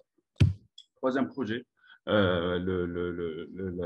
l'éco-ville l'éco-cité de Zenata, qui a été inaugurée en grande pompe, le lancement des travaux par le roi, et vous connaissez François Hollande à côté. Et donc, un projet qui, entre Casablanca Mohamedia, un peu plus mixte. Il y a une petite zone industrielle, une petite zone santé, il y a un peu plus d'appartements, très, très peu de villas, etc., qui, me semble-t-il, est peut-être le plus vert, entre guillemets, des trois, avec un certain nombre d'engagements, un très, très grand, beaucoup d'espaces verts, une grande générosité dans les espaces. On est vers la fin. On est vers la fin, je suis à 2 slides encore. Accéléré, merci. Donc c'est quelque chose qui est porté, contrairement aux deux premiers projets, qui est porté par la CDG, qui est la Caisse des dépôts et gestion, par une filiale de la CDG. Donc, il y a, contrairement aux promoteurs privés, moins la contrainte du résultat, paradoxalement, même si elle devrait, et donc, du coup, qui peut se permettre des investissements, même s'ils ne sont pas forcément rentables. Donc, c'est un projet à suivre de près, avec toutes les limites que peut avoir ce type de promesses d'Ecoville et toute la dimension marketing qui est indéniable sur le projet. Mais malgré tout, il y a des choses intéressantes à regarder sur ce projet. Je termine juste par évoquer la dimension juridique de cette question de durabilité. J'évoque deux exemples. La question de la loi sur l'efficacité énergétique, qui est une loi qui a une dizaine d'années, 2011-2012 de mémoire, qui oblige pour chaque projet une étude d'impact énergétique. Et donc maintenant, chaque projet, chaque demande de permis de construire, l'architecte doit déposer une étude, une fiche d'efficacité énergétique, que ce soit pour construire une maison de 100 mètres carrés ou une tour de 10 000 mètres carrés. On doit faire l'étude. Évidemment, ces études peuvent être plus ou moins bâclées, plus ou moins bien faites, et le projet peut être plus ou moins respectueux, mais malgré tout, le fait qu'il y ait cette obligation oblige au moins certains à regarder d'un peu plus près cette question d'efficacité énergétique, qui expose la question sur la manière dont la question de l'énergie peut être gérée. Deuxième exemple qui est plus local, dispositions relatives, ça c'est un extrait d'un plan d'aménagement, de réglementation de plan d'aménagement d'un quartier de Casablanca, un short pour ceux qui connaissent, où il y a, comme vous pouvez lire, j'ai fait un extrait d'un chapitre sur les règles alternatives, où il y a un certain nombre d'encouragements pour aller vers la perméabilité des sols, sur la question de la mixité sociale, la question de la qualité architecturale, la question de la performance énergétique, l'efficacité, etc. Et il y a une mesure d'encouragement où on peut obtenir le droit de dépasser jusqu'à 25% le droit à construire si on respecte un certain nombre de choses. Donc espèce de bonus fait aux promoteurs. S'ils jouent le jeu, ils peuvent construire jusqu'à 25% de surface de mètres carrés en plus. Et c'est une méthode qui est intéressante, qui, à l'échelle du quartier, fonctionne assez bien. Alors, évidemment, qui dépend beaucoup de l'honnêteté des personnes qui font le boulot, mais malgré tout, si on part du principe qu'il y a quand même des personnes honnêtes qui font correctement leur boulot, les résultats peuvent être intéressants. Je vous remercie. Parfait, merci beaucoup Abderrahim. Là, on termine et on va regarder, donner un moment pour les demandes et bien évidemment pour les réponses. Juste en s'organisant et pour lire la question ou les questions qu'il y a en ligne, je voulais juste faire une micro-réflexion, vraiment 1 minute, pas plus. Moi, j'ai l'impression que c'est que devient évident à vous écouter et que, au-delà du fait qu'on est obligé à avoir affaire toujours à des échelles de fonctionnement et d'analyse différents, et probablement c'est vraiment sur la différence d'échelle que les différents acteurs, ils ont des visions qui ne sont pas compatibles, parce que chaque acteur a sa logique et ça ne fonctionne pas. La sensation globale c'est sur les infrastructures que se joue le jeu principal, qu'il soit la construction de nouvelles infrastructures plus ou moins hybridées, ou qu'il soit les résultats de choix politiques qu'on a vus sur Amman. Bon, ce n'était pas en question, c'était juste mes deux notes pour essayer de m'en souvenir un peu. Et là, je me demande, est-ce qu'il y a des questions? 1, 2, 3, plus et une ligne. Donc, Eric, je crois. Je ne vous avais pas vu, excusez-moi. 4 alors. Je commence.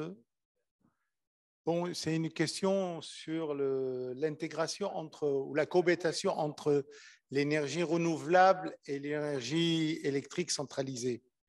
Ma question, généralement en Europe, l'énergie électrique ou l'énergie renouvelable est mise pour lisser la consommation annuelle ou pas la consommation journalière d'un système. Et généralement, dans le monde arabe, l'énergie renouvelable est généralement, comme on dit, surdimensionnée et généralement pas très compatible avec le système centralisé. Qu'est-ce que vous pensez ou comment la cohabitation peut se faire dans ces deux systèmes? Sinon, le système centralisé, s'il y a trop de renouvelables, après le système centralisé perd de son raison d'être. C'est ma question.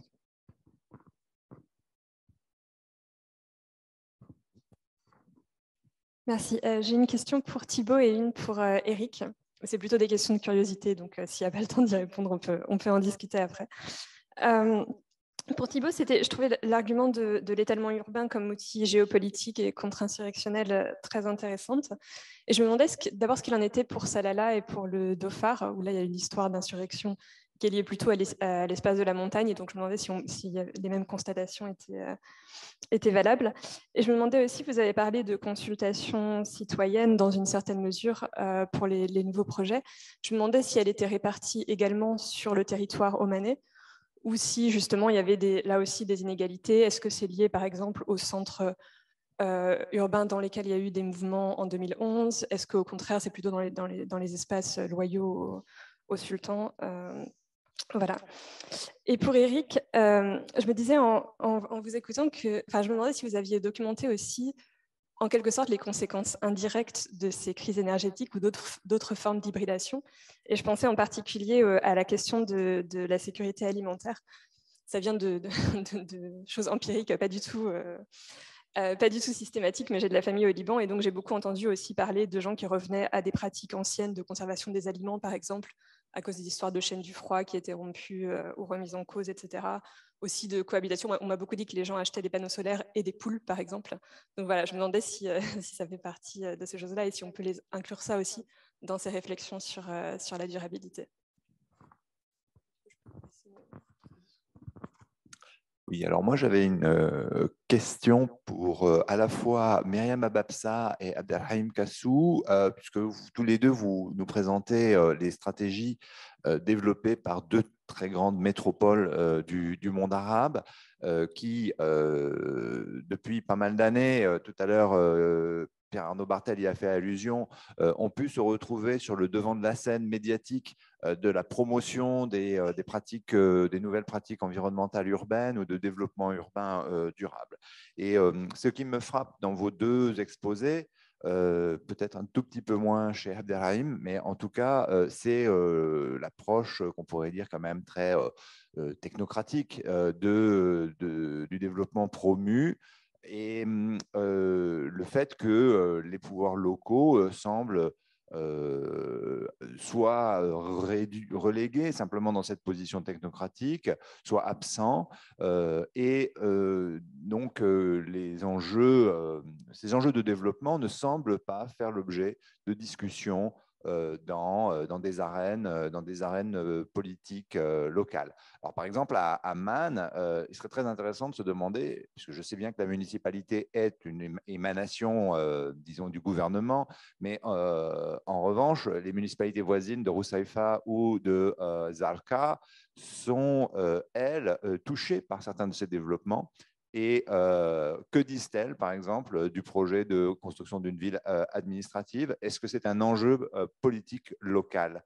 Et voilà, alors je connais beaucoup moins le contexte de Casablanca, mais voilà, y a-t-il des controverses politiques locales concernant les partis en compétition pour accéder au pouvoir, concernant soit ces écocités ou ces développements périphériques, soit le tramway, pour lui donner des orientations différentes, pour le faire aller à d'autres endroits, contester le tarif, etc. Comment est-ce que ces enjeux-là sont relayés dans la politique locale? Oui, vas-y. Vous m'entendez? Oui, je suis désolée, j'ai vraiment des problèmes de connexion. C'est une très bonne question, Eric, si je peux me permettre, concernant Rousaïfa et Zarqa. Déjà, un point majeur qui est le suivant.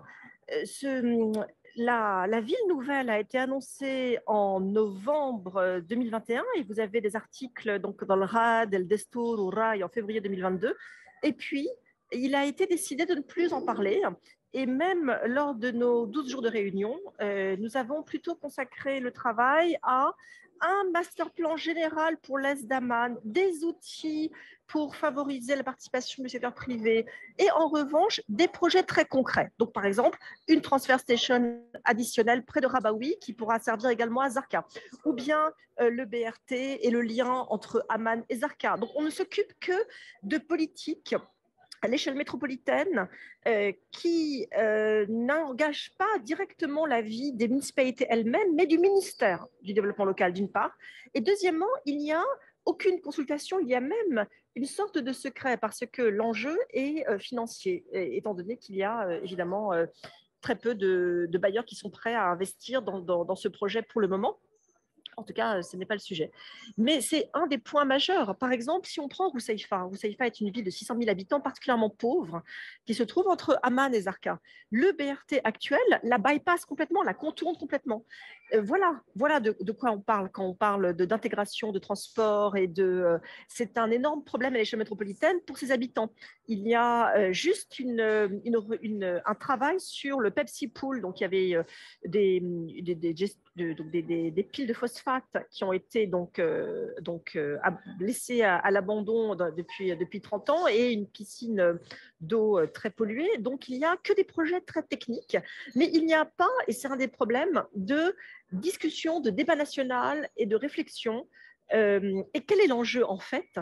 C'est qu'on a peur que le foncier devienne inabordable, inaccessible si les uns et les autres se mettent à tout de suite entreprendre de vendre et de voilà. Donc pour l'instant, toutes les transactions immobilières sont gelées dans toute la région autour de Rabaoui et la municipalité se concentre sur les zones qui sont déjà construites pour faire un master plan, si vous voulez, plus proche de la ville. Mais c'est une très bonne question qui est de toutes les pratiques en fait de la planification avec participation. On y avait participé en 2007. Moi-même, en tant que chercheur à l'IFPO, j'avais été invitée à des grands débats de discussion. Voilà, et tout le monde s'en est souvenu parce que c'était des débats de 4 heures avec les ministres et 100 personnes, dont des investisseurs privés. Donc c'est une expérience assez extraordinaire qui avait été dirigée. Il y avait Fouad Melkaoui, c'était Planning Alliance à ce moment-là. Et donc, il y a cette envie de recommencer dans l'idéal, dans le projet du master plan pour la ville. Mais déjà, si vous regardez en détail la stratégie 2026, pas une fois il n'est fait mention de la ville nouvelle. C'est quand même extraordinaire. Vous voyez, alors qu'elle est parue 6 mois après l'annonce officielle du ministre. Donc voilà, merci. Désolée de ce problème de connexion. Hein. Ouais. Alors, juste par rapport à la question de la consultation, consultation, etc. Ces projets que j'évoquais, des gros projets, ce n'est pas uniquement pour Casablanca, mais c'est également un peu partout. En gros, l'élaboration des projets est portée par le ministère de l'Intérieur dans sa traduction locale, c'est-à-dire le gouverneur, en associant les élus, les associations, etc., pour la définition des projets de manière plus ou moins importante selon les territoires. Ensuite, ils sont traduits dans un programme. Pour le cas de Casablanca, c'est un programme de développement de Grand Casablanca qui est signé, une espèce de grosse convention qui liste les projets et qui met les budgets. Et il a été signé en 2014 lors de cérémonie en présence du roi. Et c'est un peu le gage de réussite. C'est pour ça également que j'ai fait la nuance entre le projet de Sinatra et les autres. Quand dans le pays comme le Maroc, quand le roi assiste et signe, les projets se font. Ils peuvent prendre un peu plus de temps, être modifiés un peu dans leur contenu, mais les projets se font. Et ils peuvent, le tramway, par exemple, pour regarder cet exemple-là, a été dans des conventions précédentes, mais par contre, le terminus, le trajet a été un peu modifié suite à des demandes d'élus locaux. Deuxième élément de réponse, c'est que sur ces 10 dernières années, on va dire, ou pendant 12 ans, c'était 2 mandats consécutifs du PJD, donc du parti islamiste modéré, entre guillemets. Vous pouvez mettre les guillemets ou les enlever selon votre avis politique, mais en tout cas. Et donc, un parti qui est une vraie émanation populaire à l'époque, qui a perdu les dernières élections, ils ont perdu la majorité en octobre dernier, mais en tout cas, qui sur 2 mandats était là. Et donc, finalement, c'est un parti qui n'était pas forcément aimé par l'État, pour dire les choses de manière simple, mais qui, à la limite, ça les arrangeait en termes de bilan que les choses se fassent par d'autres. Donc, à la limite, ils étaient beaucoup moins présents, presque ça les arrangeait. Donc, sur les 16 arrondissements qu'il y a à Casablanca, donc sur les 16 maires locaux, qui sont 15 sur 16 étaient PJD, il y en a un seul qui était très, très présent sur son territoire, très impliqué, parce que voilà, c'était presque un choix individuel qu'une tendance générale. La tendance générale, c'est les travaux se font, ça nous arrange, on peut prendre ça reverser ça dans notre bilan alors qu'on n'a pas forcément fait beaucoup d'efforts pour trouver le budget et trouver la mécanisme. Ces projets sont d'ailleurs faits par des sociétés de développement local qui sont des sociétés anonymes dont le conseil d'administration est présidé par le gouverneur et dont les maires et présidents de région sont membres du conseil d'administration. Donc, c'est tout un mécanisme qui est intéressant en soi en termes de gouvernance et en termes de réalisation des projets. Voilà, mais ça mériterait à la limite plus de détails. Je ne veux pas être trop long sur le sujet.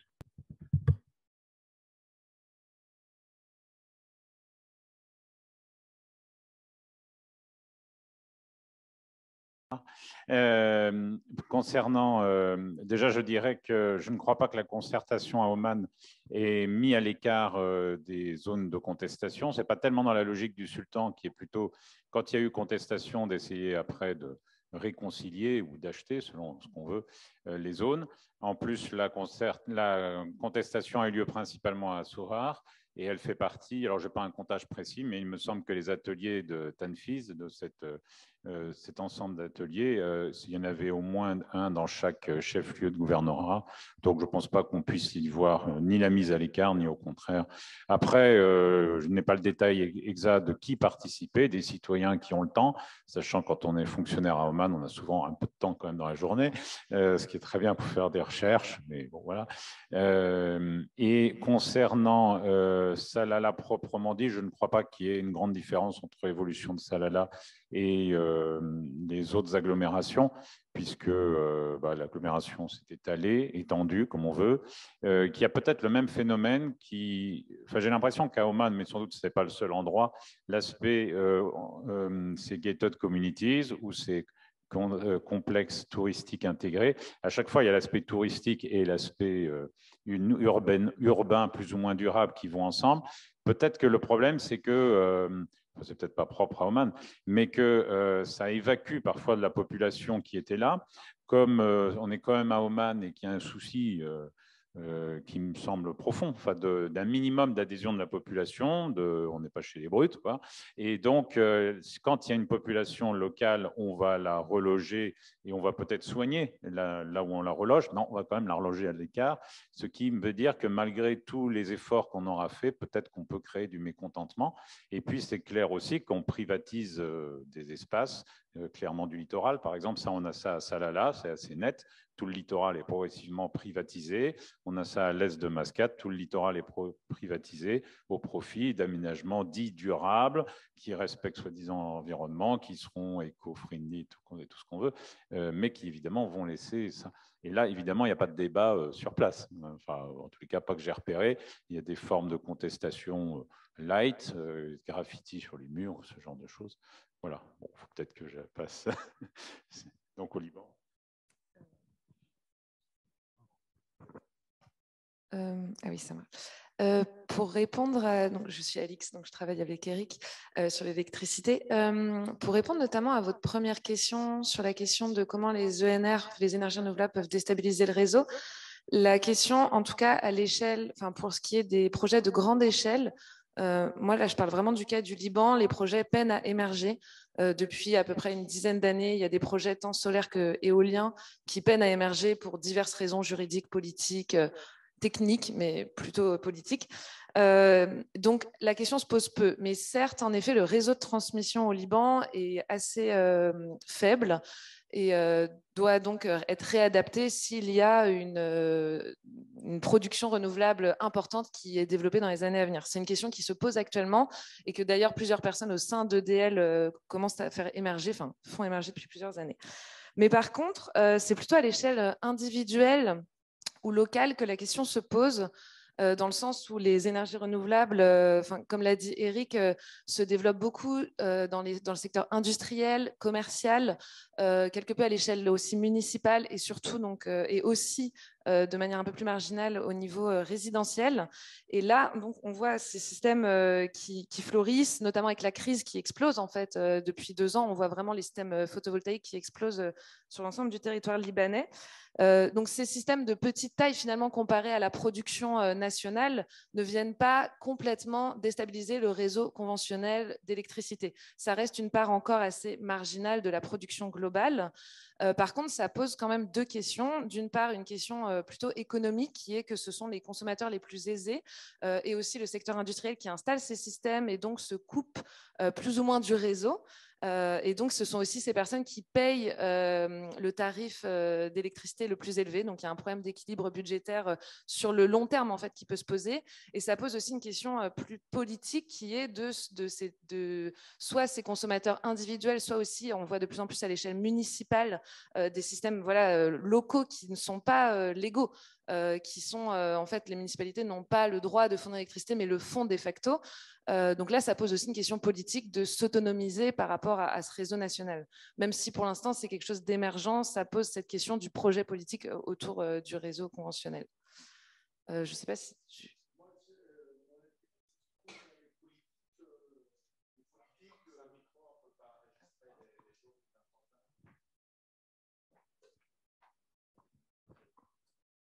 Ce serait sur les trucs, les politiques d'électricité, généralement, que, par exemple, le Liban veut mettre, parce que quand on demande à mettre du renouvelable, il faut des politiques, le feed-in tariff, tous ces trucs légaux qui sont très importants, que généralement, avec le cas du Liban, là, ça, c'est un cas à étudier de point de vue tout. Je crois que c'est un cas très, très révélateur aussi qui est important pour d'autres pays comme l'Afrique, tout ça, parce que c'est un pays où il y aura 10% ou 15% d'énergie solaire en 3 ans ou 4 ans.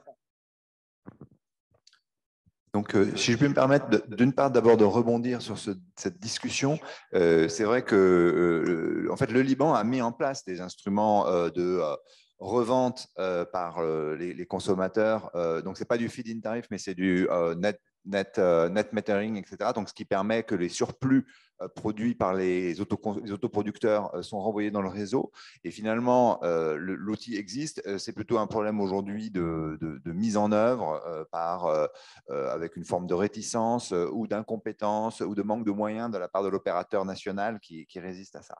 Alors, de ce point de vue-là, je me permets de faire une comparaison avec ce qui est en train de se passer en Jordanie. La Jordanie a, depuis 2015, vu une explosion très importante de la production solaire centralisée, d'une part, puisque ça représente presque 11% aujourd'hui de la production nationale. Et donc, c'est un résultat très intéressant. Et puis, comme Myriam y a fait allusion aussi tout à l'heure, à Amman, on voit beaucoup de projets de panneaux solaires, de grosses installations sur les immeubles, etc. Et 8000, c'est quand même beaucoup. Par exemple, c'est 4 fois plus que ce qu'il y a dans tout le territoire libanais. Et ça, c'est 8000 à Amman. Donc, c'est intéressant. Mais ce qui est intéressant aussi, c'est de voir que ces projets sont aujourd'hui freinés par le gouvernement jordanien et surtout par la compagnie d'électricité, parce qu'en fait, elle produit trop d'électricité, et notamment parce qu'elle est obligée d'acheter du gaz à Israël pour des raisons géopolitiques, et que du coup, elle se retrouve en excédent de production énergétique qu'elle ne peut pas pour l'instant exporter vers la Syrie ou vers le Liban à cause des problèmes politiques qu'on connaît et aussi des problèmes de taille de réseau. Et donc, ça nous montre que l'enjeu n'est pas simplement un enjeu technique de définition des outils. Il y a vraiment des enjeux géopolitiques aussi qui viennent s'insérer et qui sont aussi des enjeux économiques, parce qu'en fait, la société d'électricité jordanienne, elle subit du coup un déficit très important qui fait que les tarifs énergétiques au Liban, en Jordanie restent élevés. Donc, il y a des aspects un peu contradictoires, des sortes de déconnexions de temporalité qui sont importantes. Alors, enfin, je terminerai en donnant un tout petit élément de réponse concernant les politiques alimentaires, enfin plutôt les nouvelles pratiques alimentaires. Effectivement, la rupture de la chaîne du froid depuis 2 ans au Liban est un phénomène spectaculaire, extrêmement inquiétant.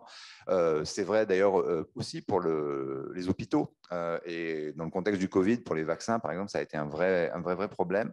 Et donc, on voit réapparaître des pratiques de monnaie et qui, d'une certaine manière, renvoient à ces logiques de sobriété et c'est des pratiques comment dirais-je, vernaculaires qui reposent sur des savoir-faire anciens. On le voit se redévelopper. Alors, c'est difficile de savoir aujourd'hui ce que ça représente parce que c'est significatif. Ce qu'on entend aussi beaucoup, c'est que tout simplement, beaucoup de Libanais ont faim, en fait, et limitent beaucoup leur consommation alimentaire. Et en fait, il y a un projet avec des collègues de l'université libanaise qui est en train de démarrer sur cette question-là. Donc, peut-être dans quelques années, enfin, assez rapidement, on aura quelques résultats sur ce point. Si je peux, de façon un peu brutale, désolé, on doit arrêter l'échange. Donc, je remercie à tous les speakers, les intervenants à distance et en présentiel.